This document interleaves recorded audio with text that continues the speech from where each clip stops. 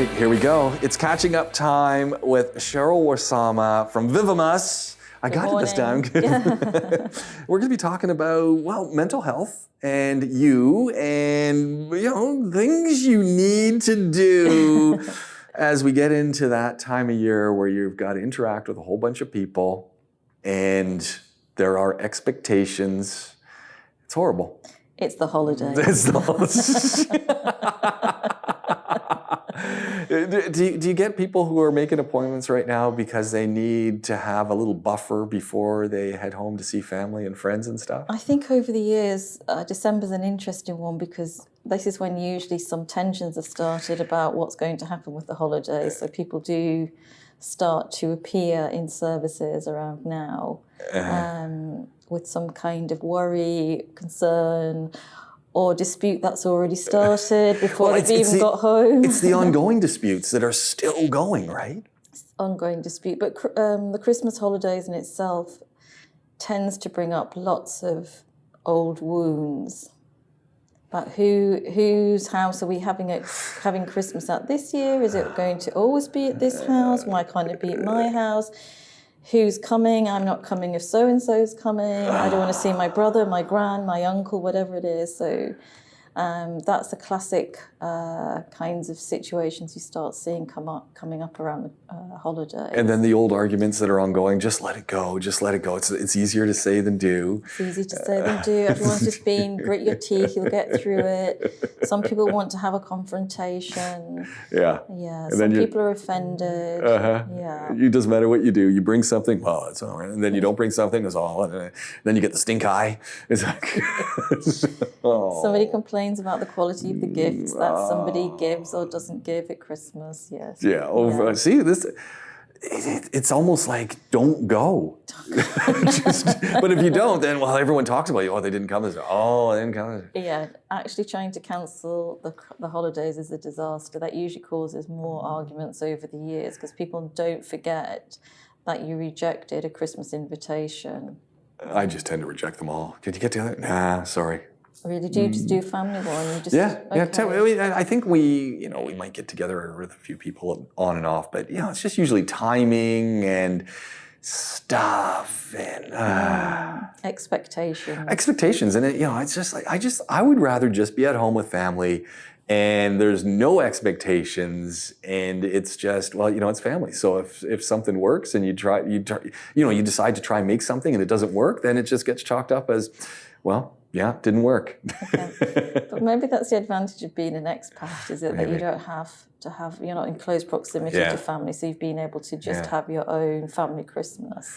Well, so why don't we jump in then? Okay. And let's start with that juggling family and friends. And we're obviously speaking to you from Dubai. And so we do have an element of that expat thing going down. But a lot of people decide they want to go home or family comes here, which can be also the same issues. How do you start talking to people about getting their head into the space to deal with a couple weeks of onslaught? Well, I think I've just used the first word, which is Christmas holidays are loaded with expectations.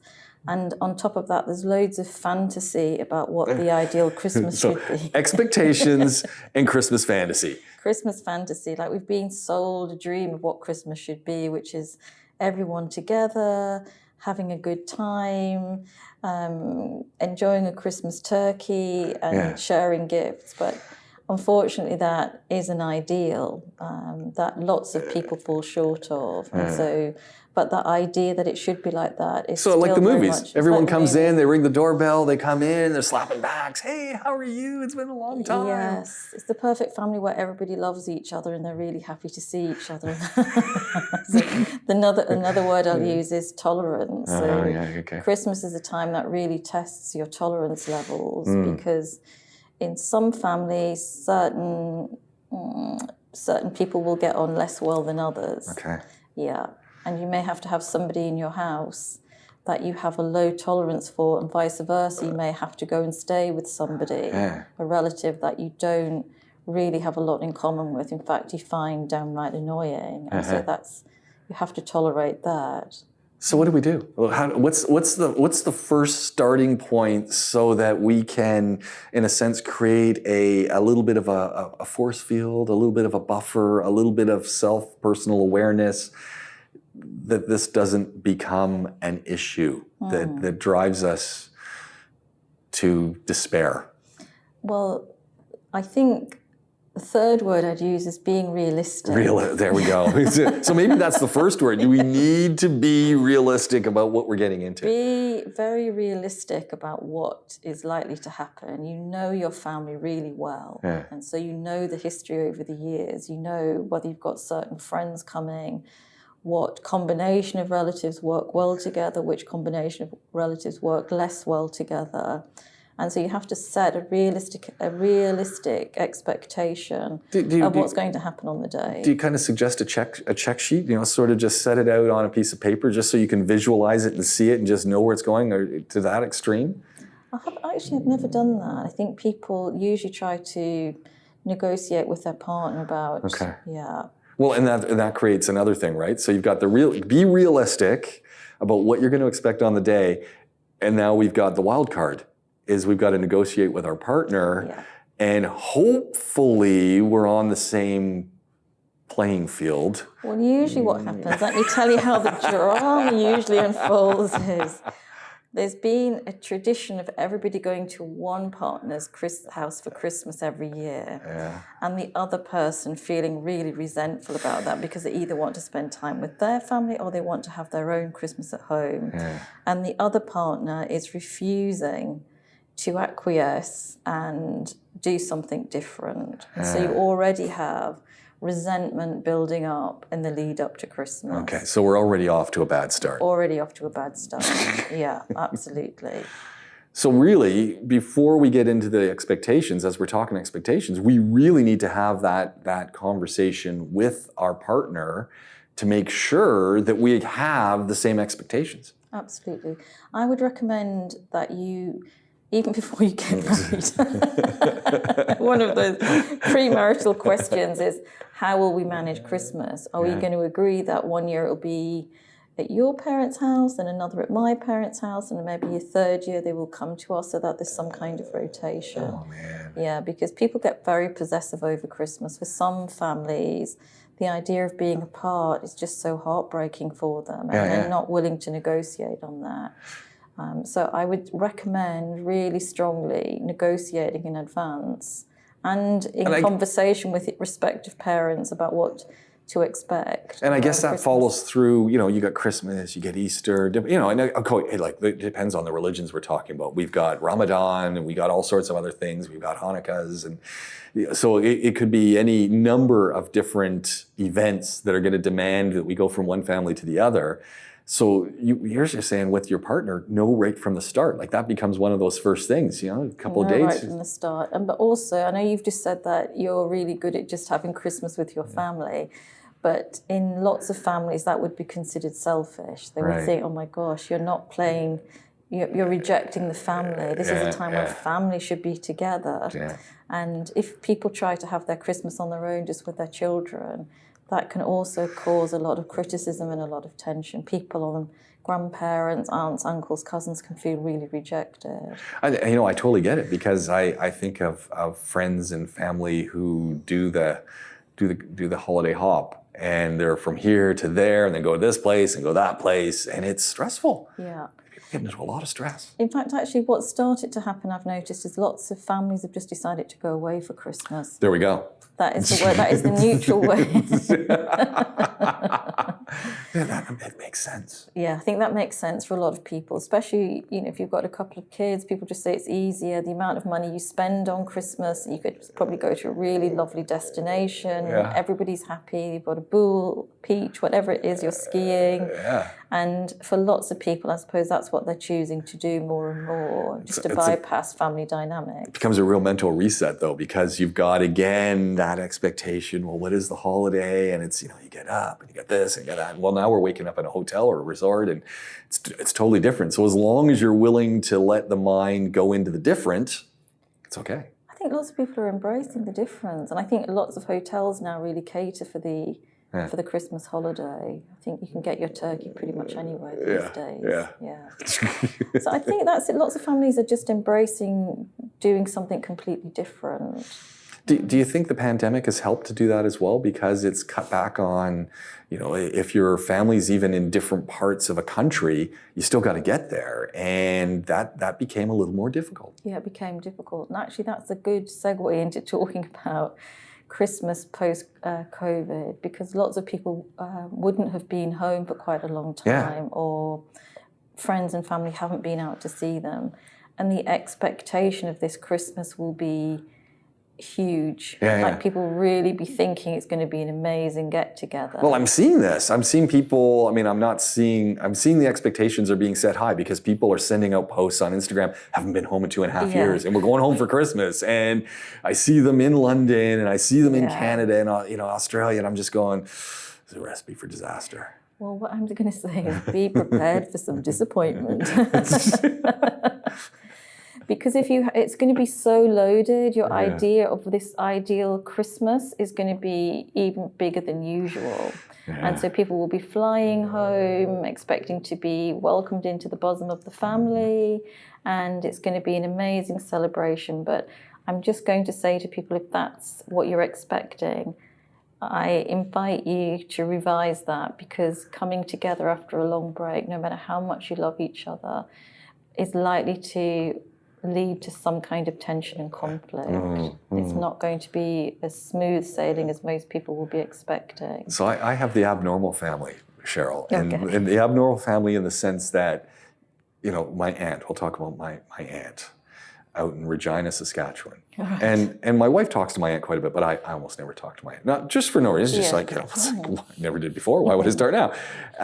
But when we do end up out that way, we'll get together, and there's never any, hey, I haven't heard from you in a year, or we haven't talked in a year, and there's never any tension. None at all. It's like, glad you're here. And then it's, you sit and then we'll have a barbecue, and, a whole bunch of cousins will get together, and they're all the same, because it's all like, hey, it's not like, well, we haven't heard from you in a year. It's, let's catch up on what we've missed in a year, and that's really cool. And then after about 20 minutes, we've caught up, and then it's just, well, what's going on with that football game? Yeah, well, you sound like a really nice, securely attached family, which means that when you're separated, you're not feeling rejected, and you feel really safe. So when you come back together again, there's no tension. Is that there's no other agenda for not being together, and you're just really able to pick up the threads of conversation as though you haven't been apart. And so, there are families like that, and that's amazing. But that's not the case for lots of families. No. And then I've turn my family off and go into some other families that I've observed where the members of the family, they just don't like each other. So, or it's people who are married, and you've got the in-laws and the outlaws, and that creates enormous tensions, as you said. So first of all, you got to pick and choose, how long are we going to go see? And in some cases, I know people, it's to the minute. Well, we're going to spend 59 minutes with my family. We're going to spend 59 minutes with your family. We're going to see your family for this. We're going to see your family for that. And yikes. That's the OCD family. There's a whole bunch of those people. It's like, listen to them talking. It's like, whoa. Something that always makes me smile, I will always remember somebody, and I think this is a really good example. Remember, people come from different family cultures. So in some families, I worked with somebody once, I may have mentioned this before, but she married into a really big, loud family. Like this family fought together, they played hard together, they partied hard together. And she came from a 2.5 children neighborhood. I think it was in Connecticut or somewhere like that. And everything was really peaceful. There was no conflict. Her parents never argued. And she got on perfectly with her sibling. And for her, the idea of spending Christmas with like 24 relatives who sometimes threw plates at each other and then were hugging in the garden together. It's like just overwhelming. It's that. And yet this family really loved each other. They were such a close-knit family. They worked together, they lived close to each other, they holidayed together, they partied together, but they were just explosive. And that can be tricky if you're from such different family backgrounds. And likewise, he would complain if he had to spend Christmas at her house because he just thought it was the house of the dead. Well, and then you hear that from Nothing happened. You hear that from your spouse. You know, you go from the house of mayhem to the house of the dead, Yes. both having, again, those expectations. Well, this is what Christmas is like. Yes, this is what Christmas is like. And the other one's going, no, this is what it's like. And then you've got to insert yourself into that. Yeah. And you're missing the other thing. That's it. I think that's it. People have very different families and different ways of communicating. And if it's a good match, you can get on with each other's family. But if you're from really different families, the idea, if you're really quiet going into this explosive party household, can just be overwhelming. So what do we do? Like, I mean, how do I manage my ex? I mean, how do you advise someone on that? Because you got to do it. You've got to manage the expectations. But are there any tricks or tips? Any tricks? Anything that, is there a security blanket somewhere in there? Can I just go and sit in the corner and just, I think one thing that I would say in that case is there are probably parts of the day that are not going to be as explosive. So in that case, one of the things that they agreed to is that they would go to the family breakfast because they had Christmas throughout the day. They had a Christmas breakfast, they had a Christmas lunch. Oh my. Then they had afternoon cocktails, and then it kind of... Wow, like that is an extravaganza. It's an extravaganza. So it's about time limiting in a polite way, that you'll come for a certain part of the day, and maybe you're going to leave at 3 o'clock because you want to go and see your aunt somewhere else and have a nice quiet afternoon. And if couples agree that in advance and families are happy with that, that often reduces a huge amount of conflict. Well, that's a good thing. Because it's a compromise, that's the key, finding the compromise. Finding the compromise without feeling rejected, because sometimes people feel if you want to leave at a certain time and go off and do something else, that can be seen as a rejection. But actually, you can't monopolize people's time for the whole of the day. And I think that's another thing that tends to happen at Christmas. People think you should be there from 9 o'clock in the morning till midnight. Yeah. And I guess that's the challenge, right? Because you've got each family that if you've got a partner, that potentially you're going to those different families to experience that family dynamic that's been built up over many, many years.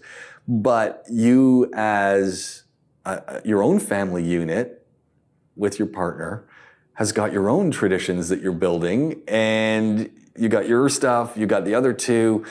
It's a nightmare. It's a nightmare. But in this case, negotiation. What they did is they negotiated, and they did separate at a certain point in the day because they respected each other's ideas of what Christmas was. And for her, it was to go back and spend time having Christmas tea in a nice silent household. And he continued throwing plates, looking forward to what was going to happen later in the day.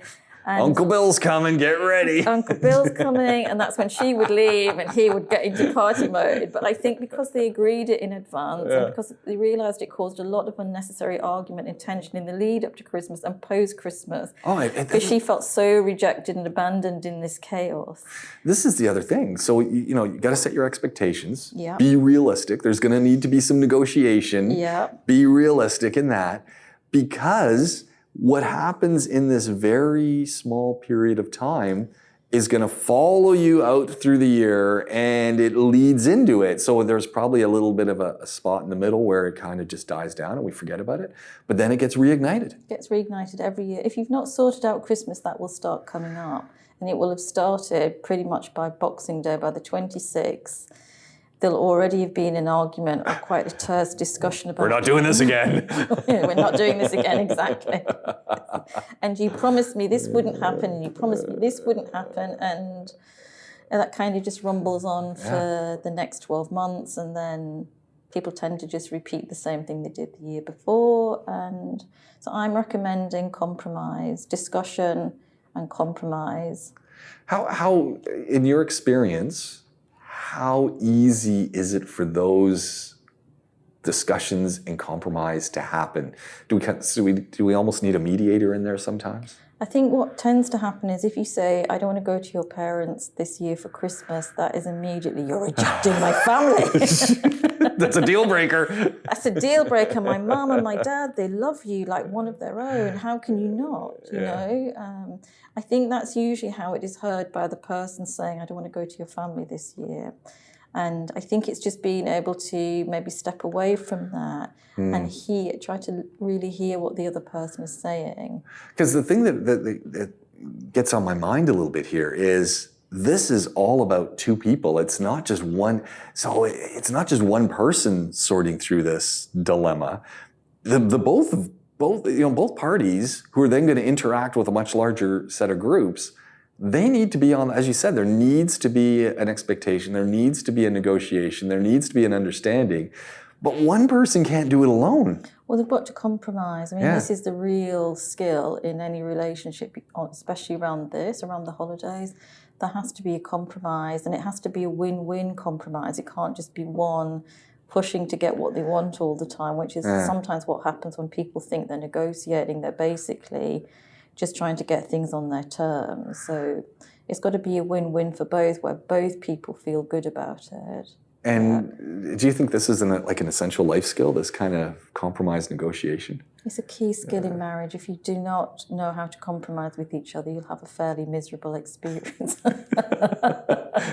Hence why so many of these relationships end in disaster. So many people are kind of in a win-lose, I win, you lose, I win, you lose. Yeah, and that kind of dynamic happens a lot. We're kind of set up that way, though. You know, it's just the retail society is set up that way. I'm getting a deal, I'm getting one better on you, or I'm getting this, and the merchant's not getting this, or it's my way or the highway. I think a lot of people live by that, and they really believe by trying to manipulate or I don't know what, sweet talk, all of those things, they will get what they want. But actually that just tends to lead to resentment. So you might get a win that you get what you want, but what you'll be gradually building up is the well of resentment. And resentment is a bitter pill to swallow in a marriage. Yeah, for sure. Yes. Absolutely. Yeah. So the holidays ultimately become one of those true tests. That's a true test, yes. Oh. Can you value and respect my version of Christmas? Can you value and respect my choices? Or can you value and respect my family and traditions? Yeah. And I think maybe if anyone's many couples listening to this, I think the couples are all listening right now. There's shaking their head and saying, I'm not sure about that. Yeah. The other thing I want to say about Christmas, for people who drink alcohol. Oh, no. Yeah, because this is really important, is I would recommend, because not drinking or drinking very little, because in my experience, alcohol often is the big driver for disputes on Christmas Day. And people start off in a very sophisticated way. They open some nice bottles of champagne, some Bollinger, and it's all looking very sophisticated and very respectable, but champagne is alcohol. Yeah. And on it goes, and people will have wine, and I know in the UK they love to have port and Baileys and all of these things, and people just gradually fall into getting drunk, and that unfortunately tends to lead to a lot of conflict. So the inhibitions that's my health warning. The inhibitions are gone, and suddenly people are saying things, and you can't. This is the other problem, is especially if you've got one part of the couple. Maybe you're someone's driving. Maybe you're not. Maybe the other person just doesn't drink. They're just, maybe they just kind of go, this is not the environment to be in that situation. Exactly. The other person has a few, extras. Inhibitions are gone. Next thing you know, that adds to the well of, I don't want to go to these things anymore, because this is how it always ends. It always ends. It always ends like that. And do you remember what I said about building the well of resentment? Yeah. That's when it's likely to come out after a few drinks in a household that you don't want to be in the first place. Oh, man. So that's my health warning. So keeping it cool is just... Keeping it cool. Don't try to separate in your mind Christmas from being an excuse for drinking. I think you just try really hard to change that, because that does cause so many problems. Oh, man. It's again, the potential. There's so many triggers here that it's actually a little bit daunting. It's a little bit daunting, but we have to also be positive. I mean, people do it every year, so it can't be that bad. Because people fight, people love Christmas. Even the most cynical people. It's December, there's some songs going on in the mall, and there's some nice decorations in the shops, and people are smiling. People are smiling. Maybe your neighbours invited you over for a Christmas barbecue or something like that. And you start to get into the spirit. And I think every year, the holidays, I think the holidays have become such a big tradition. So people do want them. Yeah. I think it keeps going back to the very beginning. Have realistic expectations. Yeah. And if you have realistic expectations, it helps avoid major disappointment. I think that's part of the problem is this whole disappointment that kicks in. Because you've got unrealistic expectations, and then you're projecting on everyone. Well, I expect this, and I expect that, and I expect this.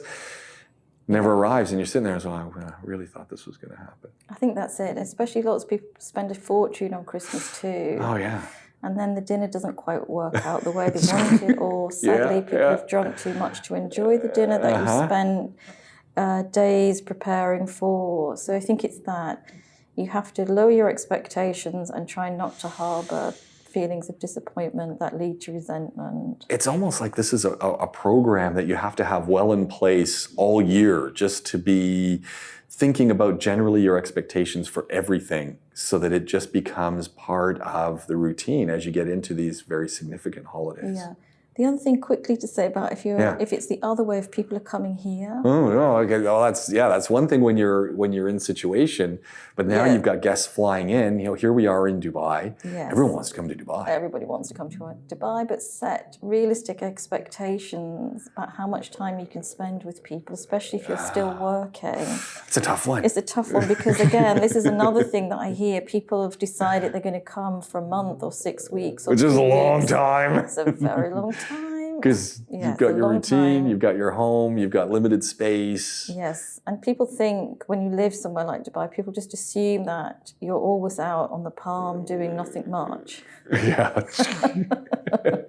James, we've seen your Instagram. You're at Pruvly every other day. Come on. In your case, that is the case. You're dancing all around Dubai in luxury locations. There's a snowman out front of here. I saw that when I came in. I said, oh, you gotta go and do a dance with Frosty. So with the exception of James Pikeway, most people are not dancing around Dubai, having a great time all day, every day.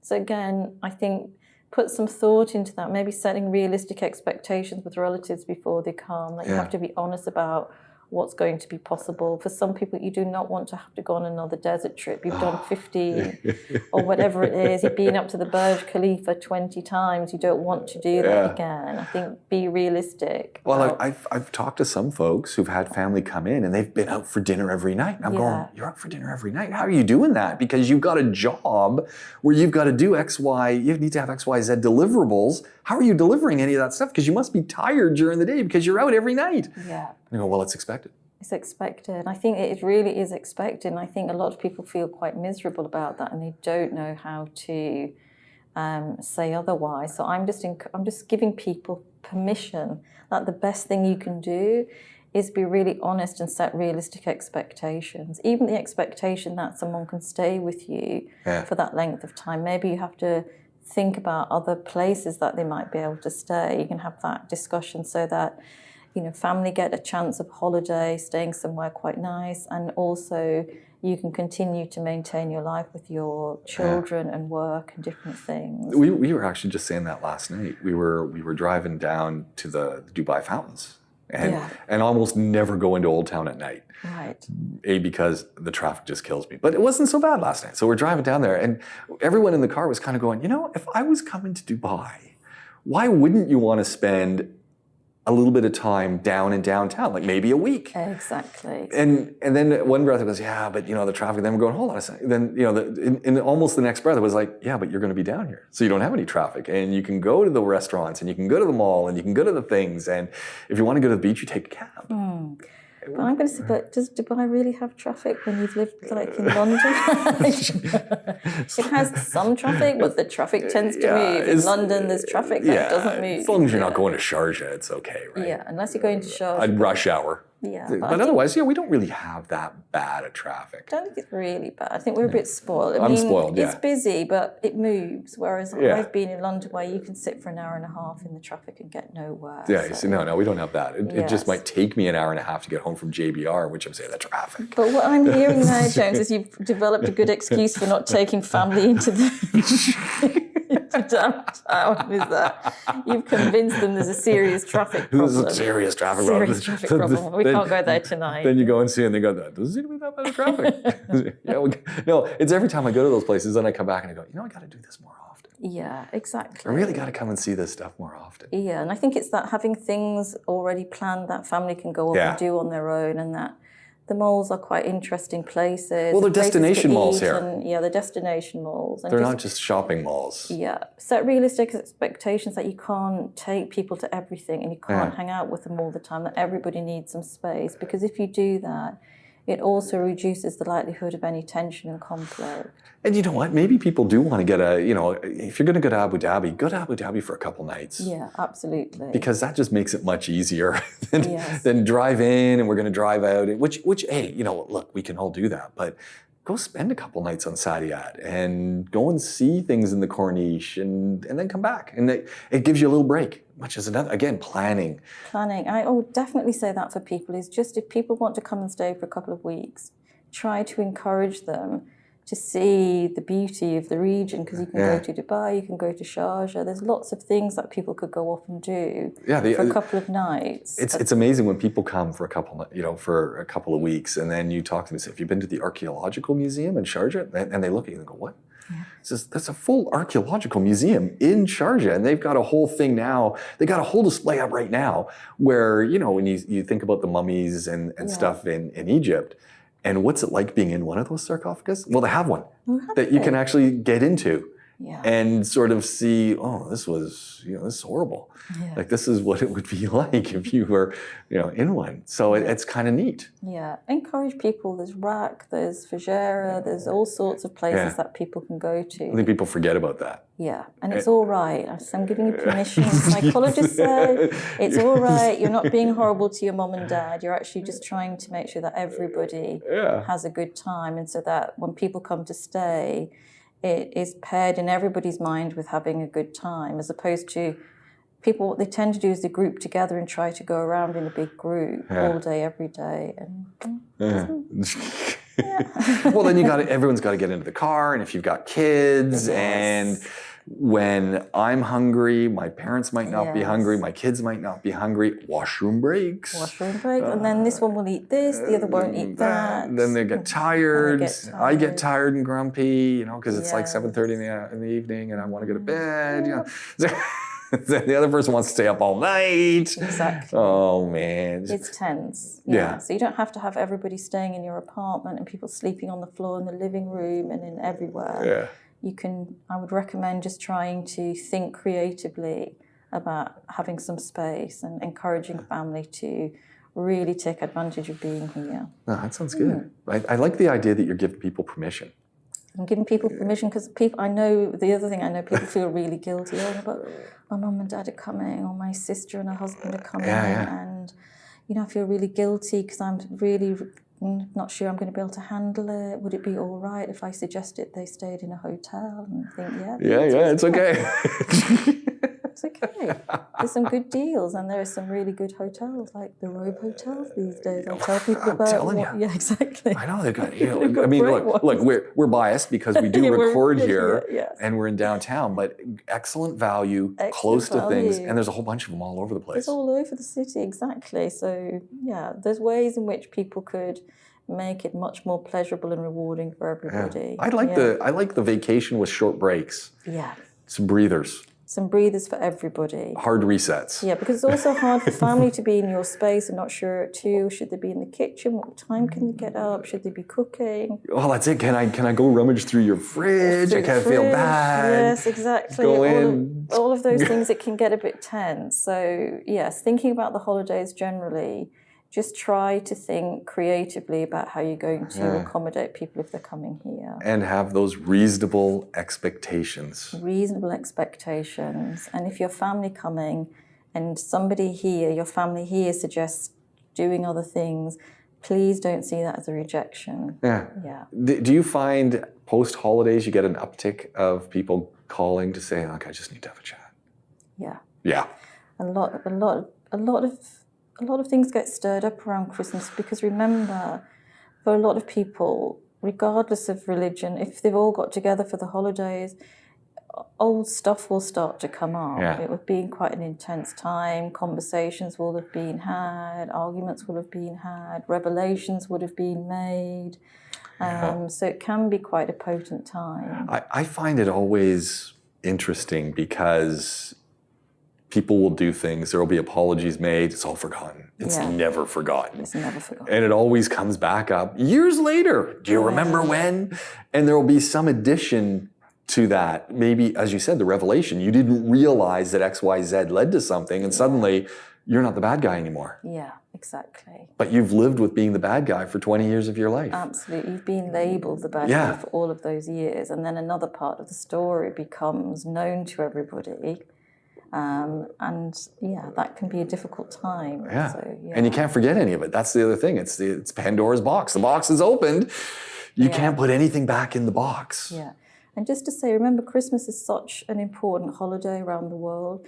Whatever happens at Christmas holds so much more meaning. Right. It spoiled my Christmas. My Christmas was ruined. My Christmas will never be the same again. So the argument will be encoded in your brain with greater significance because it happened around the holiday. Yeah. So whatever hurt happens at Christmas tends to take on a deeper meaning. So this, after the New Year's, this is the time to maybe make that appointment for the checkup. It's time for your mental health check. It's like just kind of, how was Christmas? Well, and help you, unload a little bit and take the strain off and contextualize. I'm going to think for next year, maybe I'm going to suggest people give each other mental health checkups for Christmas presents. I think we should organise some vouchers. That's a good idea. And that people should come give it as a gift. What a great idea. Yeah, exactly. Put it in the stocking, like, I'm not suggesting all the problems are in you, but here's the voucher.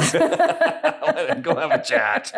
It's not me, but here's the voucher. See if you can do something about your behaviour. Yeah, you know what? What a great idea, though. I think that's maybe what people should do. They should just give it as a gift, and see it's no different from going for your. Everyone now will be booking their PT for the new year. Yeah. But how about also seeing your dentist? How about just making sure you have a mental health checkup? Yeah. Yeah. There we go. So if you were to put it all into in a nice little confined envelope, what do I need to be doing? What should people be thinking about as we head into the holidays? Remember the spirit of the holidays. It is a time for sharing. It's a time of being together. It's a time of forgiveness. It's a time for being loving and kind and compassionate. And that includes being kind and compassionate with yourself. So set realistic expectations. If you have any resentments hanging over from previous years, try to process those with your partner or family before you go. Be tolerant, because different family cultures will be different. And compromise is another really important thing. If it really is too difficult for partners to be together all day on Christmas Day, just reach a compromise in advance that everyone's happy with. Yeah. See, it's just a little bit of planning, a little bit of thinking, and it's all going to be okay. And it's all going to be okay. It'll at least be as good as it can be. Yes. Well, like I said, most people have Christmas every year anyway, regardless. It never stops. So it's a valuable time of year for lots of people. But it can also be a time of tension, and it can just be avoided by some of those simple things about just having realistic expectations. If your dad's always being grumpy, don't expect him to be happy. No, it's not going to be grumpy. It's going to be more grumpy because people are now in his space. Yes, he's spent some money, and you're raiding the fridge. That's what I mean about having a realistic expectation. So if you go every year expecting him to be jumping up for joy that it's Christmas, but he's being grumpy for the last 40 years, then I guess maybe you just have to be realistic about what you should expect and not to get into a loop of feeling hurt and rejected and disappointed that he's spoiled Christmas again. Things like that. Oh man, you know what? I think we're in a good space. Okay, great. And I think this is going to be good. And I really like the idea of the Vivimus vouchers, gift certificate. You know, go and get your mental health checkup. Yes. What a great idea. I think I'll have to mention that as an idea for the clinic. Yeah. I think so. I know, but you know what? I know we're laughing about it, but you know what? What a great idea. Yeah. Get a voucher, come and just give it as a gift. Yeah. Yeah. You know, I'm looking forward to our follow-up in the new year. Yes. About how everything worked out. What worked out for people, what didn't work out for people, how can we plan for the next phase? I'll let you know. Okay. Right. In the meantime, I hope you have a great holiday. Thank you very much, Cheryl, and we'll catch up soon. You can find Cheryl at Vivimus. Check them out online. Great clinic. And you know what? Go through the rest of our catching up episodes. Yeah. I'm going to put a whole bunch of them together so that people can find them easy. And just have a listen. Mental health checkup. That's what it comes down to. But just think about you once in a while. Thank you very much. Thank you.